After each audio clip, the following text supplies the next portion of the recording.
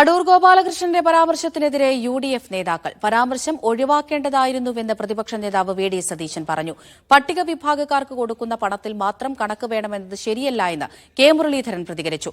അടൂർ ഗോപാലകൃഷ്ണൻ മാപ്പ് പറയണമെന്ന് മുസ്ലിം ലീഗ് സംസ്ഥാന general secretary PM A സലാം ആവശ്യപ്പെട്ടു. തീർച്ചയായിട്ടും ആ പരാമർശം അദ്ദേഹം ഒഴിവാക്കേണ്ടതായിരുന്നു. അദ്ദേഹത്തെ പോലെ പരിണതപ്രജ്ഞനായ ഒരു സിനിമാകാരൻ, ചലച്ചിത്രകാരൻ അത് പറയരുതായിരുന്നു എന്നാണ് എൻ്റെ അഭിപ്രായം.